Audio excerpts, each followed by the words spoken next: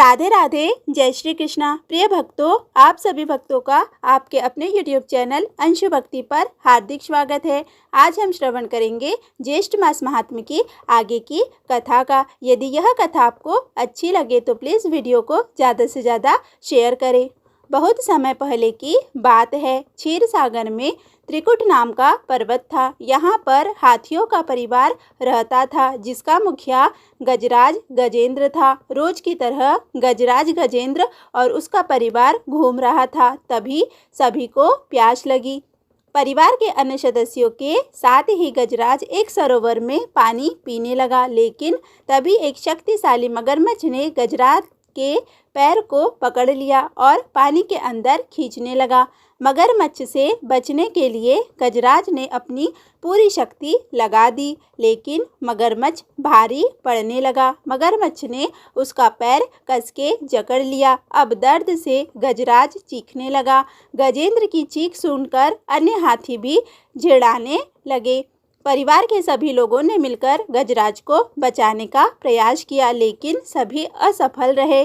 गजराज जब थक गया और उसे अपना काल नज़दीक आते दिखाई देने लगा, तब उसने भगवान विष्णु का स्मरण किया। गजराज भगवान विष्णु का परम भक्त था। प्रतिदिन उनकी पूजा किया करता था। मृत्यु को नज़दीक आता देख उसने आँख बंद कर प्रभु का स्मरण करने लगा। भयंकर पीड़ा में उसने ईश्वर का साथ नहीं छोड़ा। दर्द से उसकी आंखें भर आई। वो प्रभु को पुकारने लगा। भक्ति की पुकार भगवान विष्णु के कानों से टकराने लगी। एक पल के लिए भगवान ने आंखें बंद की। इसके बाद प्रभु ने एक पल भी खोए नंगे पैर ही गरुड़ पर सवार होकर गजेंद्र को बचाने के लिए दौड़ पड़े और अपने सुदर्शन चक्र से मगरमच्छ को मार दिया। बोलिए ओम नमो भगवते वासुदेवाय नमः। इस कहानी से हमें सीख मिलती है कि जब कोई पीड़ा में मदद मांगे तो उसके लिए समय, परिस्थिति, पद की परवाह नहीं करनी चाहिए। पीड़ित की मदद करनी चाहिए। इस कथा के माध्यम से प्रभु संदेश देते हैं कि जब कोई आपका चाहने वाला शुभ चिंतक प्रिय कष्ट में हो तो उसकी तत्काल मदद करनी चाहिए। प्रिय भक्तों, अब हम आगे के वीडियो में बांके बिहारी के चमत्कार की एक कहानी का श्रवण करेंगे। बोलिए बांके बिहारी लाल की जय। एक व्यक्ति किसी देश से 1,00,000 रुपए का रूहानी इत्र लेकर आए थे, क्योंकि उन्होंने संत श्री हरिदास जी महाराज और बांके बिहारी के बारे में सुना हुआ था। उनके मन में आए कि मैं बिहारी जी को ये इत्र भेंट करूं। इस इत्र की खासियत यह होती थी कि अगर बोतल को उल्टा कर देंगे तो भी इत्र धीरे धीरे गिरेगा और इसकी खुशबू लाजवाब होती। ये व्यक्ति वृंदावन पहुंचा। उस समय संत जी एक भाव में डूबे हुए थे। संत देखते हैं कि राधा कृष्ण दोनों होली खेल रहे हैं। जब उस व्यक्ति ने देखा कि ये तो ध्यान में है, तो उसने वह इत्र की शीशी उनके पास में रख दी और पास में बैठकर संत की समाधि खुलने का इंतजार करने लगे। तभी संत देखते हैं कि राधा जी और कृष्ण जी एक दूसरे पर रंग डाल रहे थे। पहले कृष्ण जी ने रंग से भरी पिचकारी राधा जी के ऊपर मारी और राधा रानी सर से लेकर पैर तक रंग में रंग गई। अब जब राधा जी रंग डालने लगी तो उनकी कमोरी खाली थी। संत को लगा कि राधा जी तो रंग डाल ही नहीं पा रही है, क्योंकि उनका रंग खत्म हो गया है। तभी संत ने तुरंत वह इत्र की शीशी खोली और राधा जी की कमोरी में डाल दी और तुरंत राधा जी ने कृष्ण जी पर रंग डाल दिया। हरिदास जी ने सांसारिक दृष्टि में वो इत्र भले ही रेत में डाला, लेकिन आध्यात्मिक दृष्टि से वो राधा रानी की कमोरी में डाला। उस भक्त ने देखा कि इन संत ने सारा इत्र जमी पर गिरा दिया। उसने सोचा, मैं इतने दूर से इतना महंगा इत्र लेकर आया था, पर उन्होंने तो इसे बिना देखे ही सारा का सारा रेत में गिरा दिया। मैंने तो इन संत के बारे में बहुत कुछ सुना था, लेकिन इन्होंने मेरे इतने महंगे इत्र को मिट्टी में मिला दिया। वह कुछ भी न बोल सका। थोड़ी देर बाद संत ने आंखें खोली। उस व्यक्ति ने संत को अनमने मन से प्रणाम किया। अब वो व्यक्ति जाने लगा। तभी संत ने कहा, आप अंदर जाकर बिहारी जी के दर्शन कर आए। उस व्यक्ति ने सोचा कि अब दर्शन करे या ना करे, क्या लाभ। इन संत के बारे में जितना सुना था सब उसका उल्टा ही पाया है। फिर भी चलो चलते समय दर्शन कर लेता हूँ, क्या पता अब कभी आना हो या न हो। ऐसा सोचकर वह व्यक्ति बांके बिहारी के मंदिर में गया तो क्या देखता है कि सारे मंदिर में वही इत्र महक रहा है। और जब उसने बिहारी जी को देखा तो उसे बड़ा आश्चर्य हुआ। बिहारी जी सिर से लेकर पैर तक इत्र में नहाए हुए थे। उसकी आंखों से प्रेम के आंसू बहने लगे और वह सारी लीला समझ गया, परंतु बाहर आकर संत के चरणों में गिर पड़ा और उन्हें बार बार प्रणाम करने लगा और कहता है, संत जी मुझे माफ़ कर दीजिए, मैंने आप पर अविश्वास दिखाया। संत ने उसे माफ़ कर दिया और कहा कि भैया तुम भगवान को भी सांसारिक दृष्टि से देखते हो, लेकिन मैं संसार को भी आध्यात्मिक दृष्टि से देखता हूँ। बोलिए बांके बिहारी लाल की जय। प्रिय भक्तों, अब हम आगे के वीडियो में श्री विष्णु चालीसा का हिंदी अर्थ के साथ श्रवण करेंगे। विष्णु सुनिए विनय सेवक की चितलाए, कीरत कुछ वर्णन करूँ दीजिए ज्ञान बताए।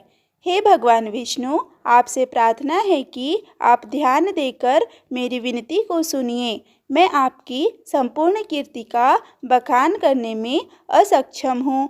इस कीर्ति का कुछ हिस्सा वर्णन करता हूँ। आप प्रसन्न होकर मेरा मार्गदर्शन करें, मुझे ज्ञान प्रदान करें। नमो विष्णु भगवान खरारी, कष्ट नसावन अखिल बिहारी। संपूर्ण ब्रह्मांड में विचरण करने वाले और सभी का कष्ट हरने वाले भगवान विष्णु, आपको बारंबार प्रणाम है। प्रबल जगत में शक्ति तुम्हारी, त्रिभुवन फैल रही उजियारी। हे भगवान विष्णु, इस जगत में आपकी शक्ति का कोई मुकाबला नहीं है। असीम शक्ति के स्वामी, आपकी अलौकिक ज्योति तीनों लोकों में फैल रही है। सुंदर रूप मनोहर शूरत, सरल स्वभाव मोहिनी मूरत। हे प्रभु, आपके स्वरूप की सुंदरता का वर्णन ही नहीं किया जा सकता और आपकी सूरत मनोहारी है। आप सरल स्वभाव वाले हैं और आपकी मूरत यानी आपका व्यक्तित्व बहुत ही मनमोहक है। तन पर पीताम्बर अति शोहत, बैजयंती माला मनमोहत। हे भगवान विष्णु, आप शरीर पर जो पीताम्बर यानी पीले वस्त्र धारण करते हैं उससे आपकी शोभा और अधिक बढ़ जाती है। गले में धारण करने वाली बैजयंती माला प्रत्येक व्यक्ति का मन मोह लेती है। शंख चक्र कर गदा विराजे, देखत दैत्य असुर दल भाजे। हे चतुर्भुज स्वामी, आपके हाथों में शंख, सुदर्शन चक्र और गदा सुशोभित होती रहती है। इनको देखते ही दैत्यों और असुरों के दल जान बचाकर भागने लगते हैं। सत्य धर्म मद लोभ न गाजे, काम क्रोध मद लोभ न छाजे। हे प्रभु, आपके प्रताप से इस जगत में सत्य धर्म के आगे मद व लोभ परास्त होते रहते हैं। यही नहीं, आपकी ही कृपा से काम क्रोध मद और लोभ नष्ट होता रहता है। संत भक्त सज्जन मनरंजन, धनुज असुर दुष्टन दलगंजन। हे भगवान विष्णु, आपकी कृपा से संतों, सज्जन व्यक्तियों और भक्तों का मन प्रसन्न रहता है और वे आनंदित होकर आपकी भक्ति करते रहते हैं। दूसरी ओर आपके रौद्र रूप से दानव, असुर और दुष्टों के दलों का समूल नाश होता रहता है। सुख उपजा एक कष्ट सब भंजन, दोष मिटा एक करत जन सज्जन। हे प्रभु, आप इतने दयालु है कि आपकी कृपा से चारों ओर सुख ही सुख दिखाई देता है, जबकि सारे कष्टों का हरण हो जाता है। हे प्रभु, आपकी ही कृपा करके दोषों को मिटाकर आम जन को सद्मार्ग पर चलने वाला यानी सज्जन बना देते हो। पाप काट भव सिंधु उतारन, कष्ट नाश कर भक्त उबारन। हे भगवान विष्णु, आप इतने अधिक उदार हृदयी है कि अपने भक्तों के कष्टों को मिटाकर उन्हें संकट से उबारते हैं और साथ ही अपने भक्तों के पापों को समाप्त करके उन्हें भवसागर से पार करते हो। करत अनेक रूप प्रभु धारण केवल आप भक्ति के कारण। हे प्रभु, आपने जगत में धर्म रक्षा और भक्तों के साथ हो रहे अत्याचार को मिटाने के लिए समय समय पर अनेक रूपों में अवतार लिया है। धरनी बेनु बन तुम ही पुकारा, तब तुम रूप राम का धारा।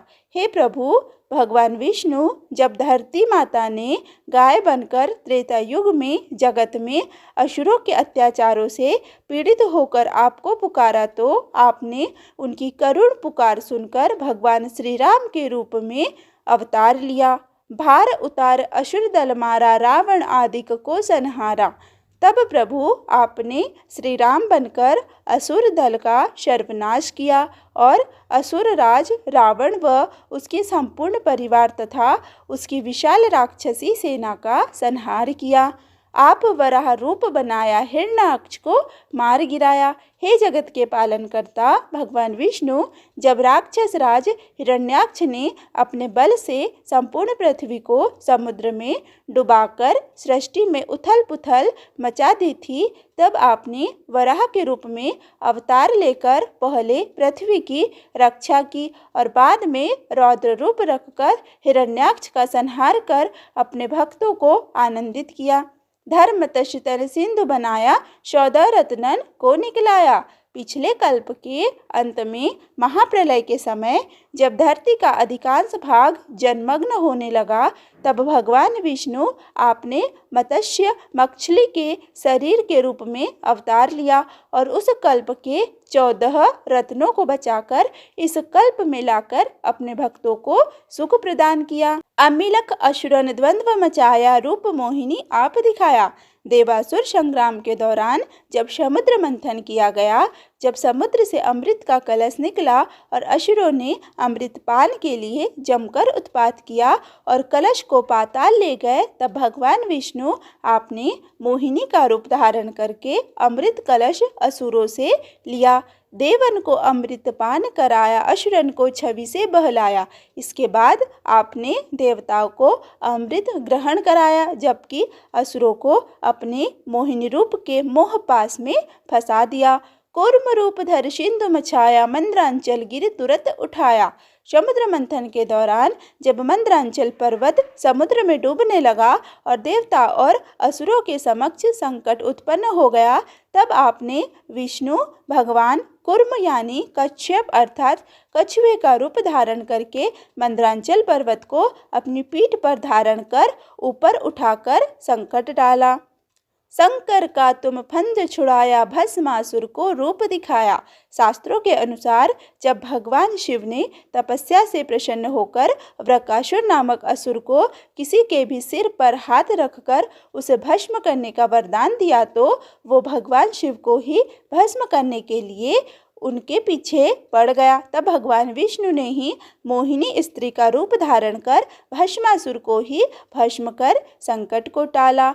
वेदन को जब असुर डुबाया, कर प्रबंध उन्हें ढूंढवाया। जब ब्रह्मा से चारों वेदों को गुप्त तरीके से लेकर उन्हें समुद्र में डुबा दिया था, उस समय विष्णु भगवान आपने हयग्रीव के रूप में अवतार लेकर उन वेदों को पुनः प्राप्त करने के लिए सारे प्रबंध किए थे। मोहित बनकर खल ही नचाया, उस ही कर से भस्म कराया। भस्मासुर को मोहने के लिए श्री विष्णु जी आपने मोहिनी स्त्री का रूप धारण किया और उसे अपने साथ नृत्य करने को राजी किया और धीरे धीरे नृत्य की भाव भंगिमा में उसका ही हाथ उसके सिर रखवाकर उसे भस्म कर दिया। असुर जलंधर असी बलदाई, शंकर से उन कीन लड़ाई। अत्यधिक शक्तिशाली राक्षस जलंधर ने एक समय में बहुत ही अत्याचार किए और भगवान शिव के साथ युद्ध छेड़ दिया, जो काफी भयंकर साबित हुआ। हार पार शिव सकल बनाई, कीन सती से छल खल जाई। जलंधर से युद्ध में उसकी पत्नी वृंदा ने ऐसा तप किया कि भगवान शिव उसे पराजित नहीं कर पाए। तब सृष्टि में संकट उत्पन्न हो गया। यह दृश्य देखकर सती माता परेशान हो गई। सुमिरन कीन तुम्हें शिवरानी, बतला ई सब विपद कहानी। हे भगवान विष्णु, तब सती माता ने आपको याद करते हुए उस समय उत्पन्न सारे संकट की संपूर्ण कहानी को बताया। तब तुम बने मुनीश्वर ज्ञानी, वृंदा की सब सुरति भुलानी। इसके बाद सती माता की विनती करने पर आपने वृंदा की तपस्या को भंग किया। इसके लिए भगवान विष्णु आपने जलंधर का रूप धारण कर उसे मोहित किया। देखत तीन दनुज सहतानी, वृंदा आए तुम्हें लपटानी। वृंदा की तपस्या उस समय भंग हो गई जब आपको देखते ही भ्रम में पड़ गई और वह आपके पास आकर आपसे लिपट गई।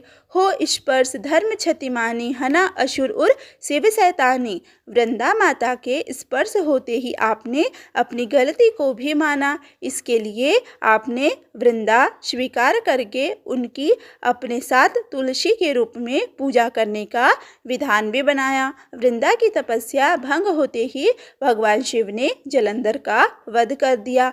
तुमने ध्रुव प्रहलाद उबारे, हिरणाकुश आदिक खल मारे। हे भगवान विष्णु, आपने ही नरसिंह का अवतार लेकर अपने भक्त प्रहलाद को उसके पिता हिरण्यकश्यप के अत्याचारों से मुक्त कराया तथा उसका वध करके पृथ्वी को पाप के बोझ से मुक्त कराया। गणिका और अजामिल तारे, बहुत भक्त भव सिंधु उतारे। हे भगवान विष्णु, आपने गणिका नाम की वैश्या और अजामिल नाम के डाकू को अनेक दुष्कर्मों के बावजूद जन्म मरण से मुक्ति देकर मोक्ष प्रदान किया। इसी तरह आपने अनेक भक्तों को भी भव सागर से पार किया। हरहु सकल संताप हमारे, कृपा करु हरि सिर जनहारे।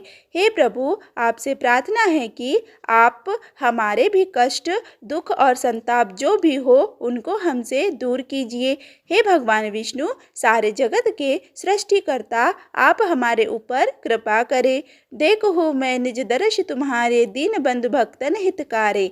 हे प्रभु, आपसे यह भी विनती है कि मैं ऐसी कृपा करे कि आपके प्रतिदिन दर्शन हो। आप दीनहीन, दरिद्र, दुखी जनों और अपने भक्तों की भलाई करने वाले हो तो हम पर भी कृपा करें।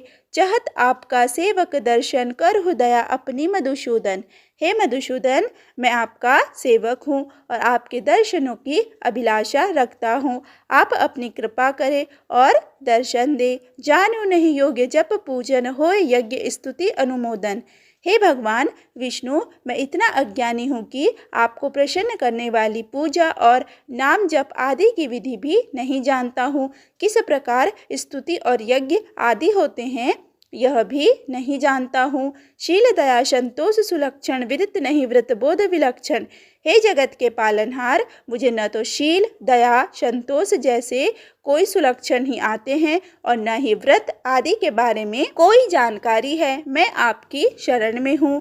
करूँ आपका किस विधि पूजन, कुमति विलोक होत दुख भीषण। हे प्रभु, मैं अज्ञानी किस प्रकार से आपका पूजन करूँ, क्योंकि मुझे अपनी कुमति यानी दुर्बुद्धि देखकर बहुत ही दुख हो रहा है। करहु प्रणाम कौन विधि सुमिरन, कौन भांति मैं करहु समर्पण। हे जगत के संचालन करता प्रभु, मैं आपको किस प्रकार प्रणाम करूं, किस तरह से आपको याद करूं। मैं तो यह भी नहीं जानता कि किस प्रकार से आपके समक्ष समर्पण करूं। सुर मुनि करत सदा शिवकाई, हर्षित रहत परम गति पाई। हे भगवान विष्णु, ऋषि मुनि देवता आदि आपकी सदैव सेवा करते हैं और वो हमेशा प्रसन्न रहते हैं। अंत में परम गति यानी मोक्ष को प्राप्त होते हैं। दीन दुखीन पर सदा सहाय, जिन जन जान लेव अपनाई। हे प्रभु, आप सदैव ही दीन दुखियों की सहायता करते रहते हो। जो भक्त आपके निकट रहता है उसे आप अपना बना लेते हो।